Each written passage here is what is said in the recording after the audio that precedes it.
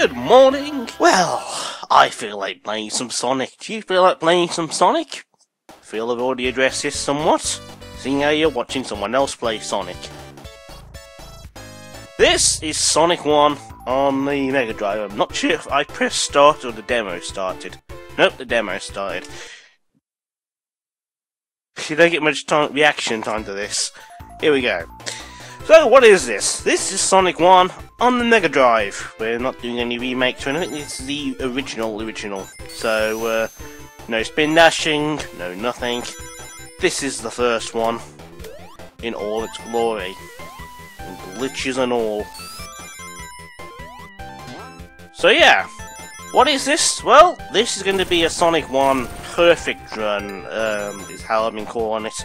What's a perfect run, you say? Well, it's quite simple. I've got to get through each zone, each act, without taking damage.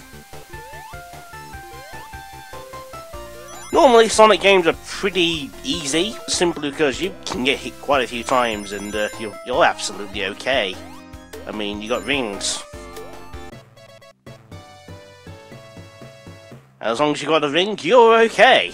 But things start getting slightly harder as soon as you start introducing no damage to the situation. As an additional rule, I'm also having to get every Chaos Emerald, so let's go ahead and do that. From this game onwards, it involves special stages. Now, previous Sonic games on the Perfect Run, there have been no special stages involved. And unfortunately, it doesn't start off with particularly good special stages either. These are somewhat, vomit-inducing, shall we say. First one's not too bad, though. Main issue with the special stages in this game, they don't control quite right. Sonic doesn't always like to jump when you want him to. There's a bit of a delay. Still, that was, one Chaos Emerald down, only 5 more to go. We're going to take a slight detour past these spikes.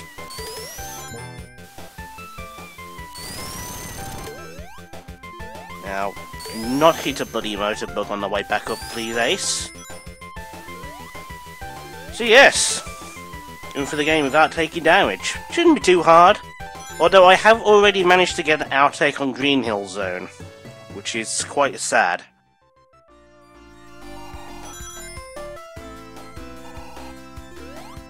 And it's been quite a sad spot as well, but oh well. I will, of course, be retaining any and all outtakes, which includes me dying or taking a hit.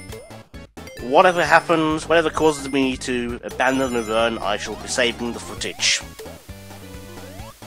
Thankfully, I'm fairly familiar with this game as a whole, so there shouldn't be too many issues. And certainly I am counting me taking damage whilst holding shield as an outtake.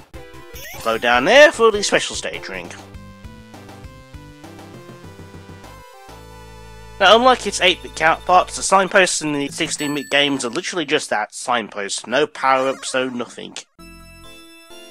So, we won't be seeing Robotnik's ugly mug constantly pop up every time we beat a level. Which was the case of Sonic 2 on the Master System where I played the Game Gear version. And here we immediately run into the issue of the special stage in the game. Because Sonic just doesn't want to respond to my control. Come on, down here, down, down, Sonic, thank you. So, the special stages are rather confusingly, laid out, really. What you want to avoid in the special stages are markers marked as goal. Because rather confusingly, rather than being your actual goal for the stage, they're actually the exit. I think the manual for this game can describe the special stages as some sort of trap. So, it sort of led you to lead the special stage to where, well, you have to escape here to get to the goal, but no, the goal isn't like to get the Chaos Emeralds, naturally. So rather confusingly, hitting a goal marker will quit the stage before you get a chance to get Emerald, and it's all very confusing. Still very weird. And certainly, yes, I am using the Megadrive version and not any remake, certainly not any ROM hack. I'm not using the recent remake, A, because it's a pain in the ass to actually record that version, and B, the spin dash action makes this game a lot easier. And hop over we go for a nice little cache of power-ups. Yay! And be careful here because there's a crap ton of enemies.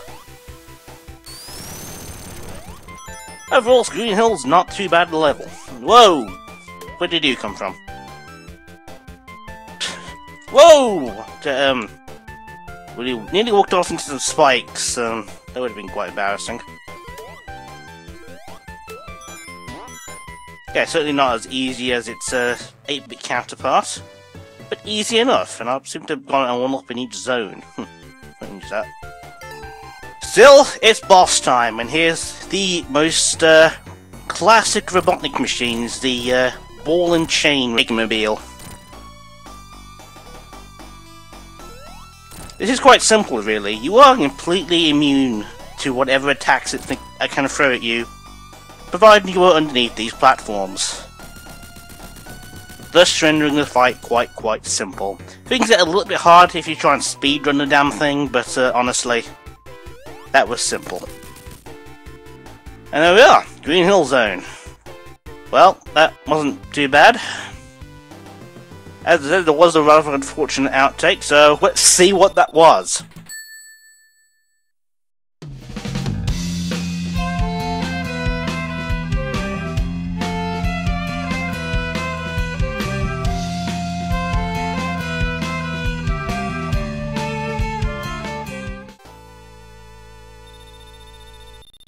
Sonic games are normally quite easy because you've got rings, and as long as you've got one ring, you are perfectly okay.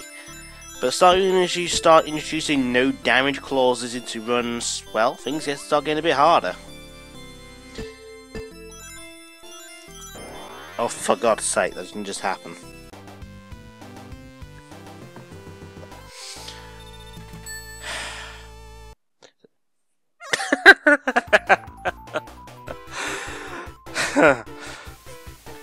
Additional rule, if I fail a special stage, that is also an outtake.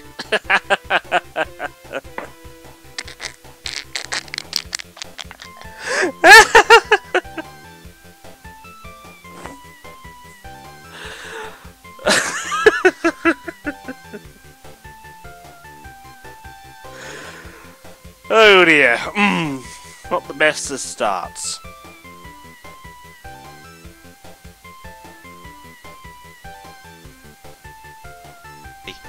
The Game Boy Advance port was seriously awful. Speaking of awful, here comes Eggman. This is the most classic of Sonic bosses. I think this has been re-seen in so many Sonic games, including Sonic Foot. Did that just happen? No way that just happened.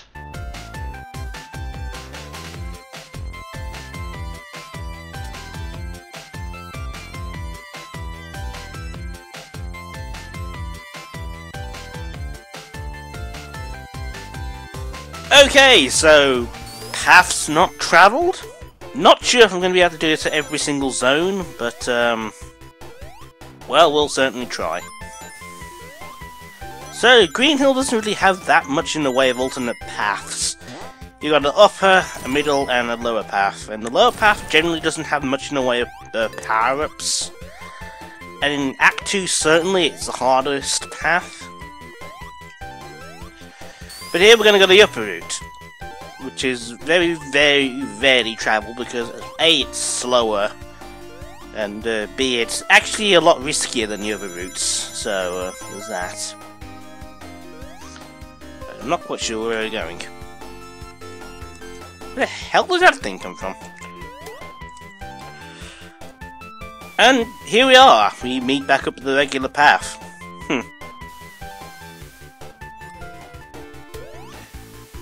Okay, time to go to the bottom route. Bottom route is also not very frequently travelled. Mostly because it's the middle route that contains all the goodies. And the bottom route has you dealing with, well, spikes. And spikes in this game act a bit strangely, but what you do get on the bottom route is an invulnerability box. So there's that. I think we've already made up the path, yeah. So there's not much the alternate paths in this game. The most significant one is in Act 2, so let's go ahead and look at that. So, what's the alternate path in Act 2? Well, we can just go straight forward and ignore those power-ups I got earlier, leading to this, which led to the path we actually travelled on. But we're going to go to the bottom route. Of the two routes, the bottom route is by far the hardest. Mostly because you've got to deal with platform hopping. And if you've gained the speed boosts, it's actually a little bit tricky. There's also a lot of newtons. And I mean a lot of these guys. And a lot of springs to send you flying backwards into newtons, and I think that's the path met up. So that's one way of getting that one up. There's also the method I showed earlier. I think there's one more alternate path in this stage, so give me a moment.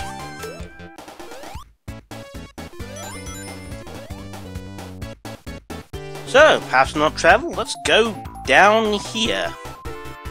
And let's go this way. Yeah, this is really off the beaten track, really. More platform hopping. Really.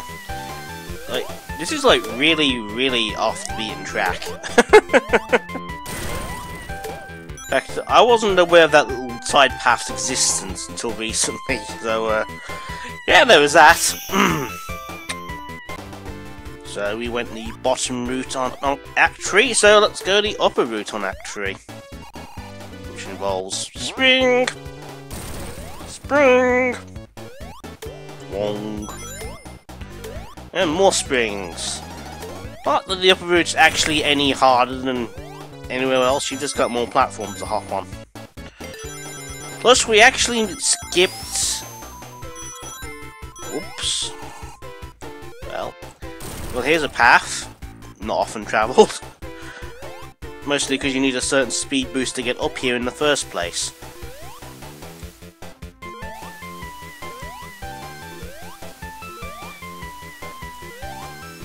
Here we go, here's the more infamous trap of the stage, the rotating log of doom. And this one you can actually entirely skip by having a vulnerability box, but I'll also showcase this anyway. Simply tap right very slowly as you walk across it, and you're fine. And that's how you deal with that. And something else in the history. And here's just the upper route just filled with 10 ring boxes apparently. And yet again the lower route is actually preferable, mostly because there's even more 10 ring boxes. Well, that's all the extra I can show for Green Hill. But if you're actually having a really hard time against the boss, there is in fact an invulnerability box in one of these trees. Which one is it? That tree. So, yeah, if you're having a hard time against the boss, just grab this and, lol.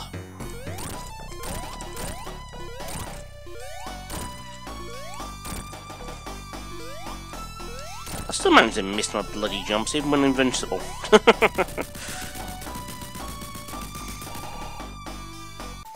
So yeah, that stage was there.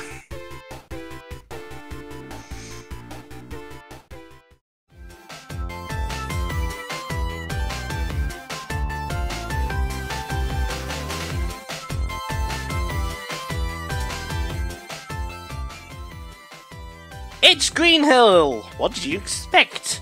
It's an easy zone. It's really easy. I award both for the boss and the zone a 1 out of 10 on difficulty rating. So yeah, Green Hill happened. Now, as you may be aware, In 2003, there was a re-release of this game for the Android and iOS devices. That remake made a couple of changes to Green Hill, which I am now going to showcase. First and foremost, Robotnik is completely immune as he enters the arena. You can only actually start hurting him when he starts attacking, basically, sort of like a Dimps boss. A bit of a strange move. It means the boss fight now takes a lot longer. It is naturally harder on a touchscreen device, because, well, most games are. And not only that, the arena is wider as well, making it actually harder to hit him. Ironically enough, it's easier to hit him and then dodge underneath him, and the fight is very slightly harder due to the layout change. And for that, the remake's version of this boss gets a 2 out of 10. Still had no outtakes on it, but I do feel the changes made to the boss do up the difficulty just slightly.